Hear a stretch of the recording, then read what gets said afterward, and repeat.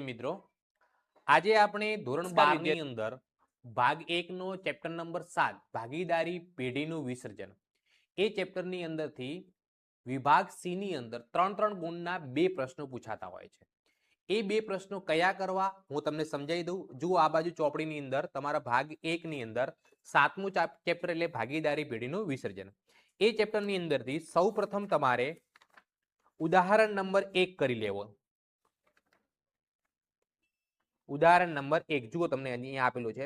ઉદાહરણ નંબર 1 ની અંદર કુલ અલગ અલગ વ્યવહારો આપેલા છે. 1 2 3 4 5 8 9 15 સુધી વ્યવહારો છે. 15 વ્યવહારોની આમનો તૈયાર કરી દેવાની.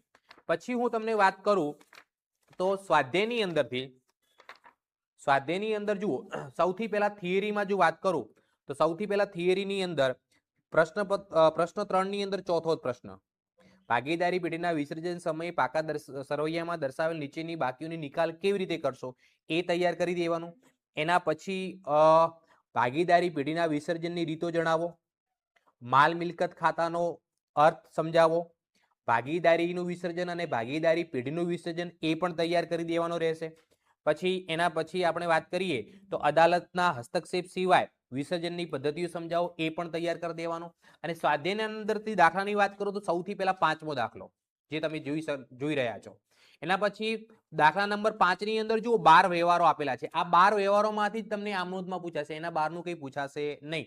અને બીજો 6થા નંબરનો એની અંદર 8 વ્યવહારો આપેલા છે. એ 8 વ્યવહારો તૈયાર કરી દેવાના. તો આ ચેપ્ટરની અંદરથી આટલું વ્યવસ્થિત તૈયાર કરીને જજો એટલે બોર્ડની પરીક્ષામાં અથવા તમે બીજી પરીક્ષાની અંદર સારા માર્ક્સ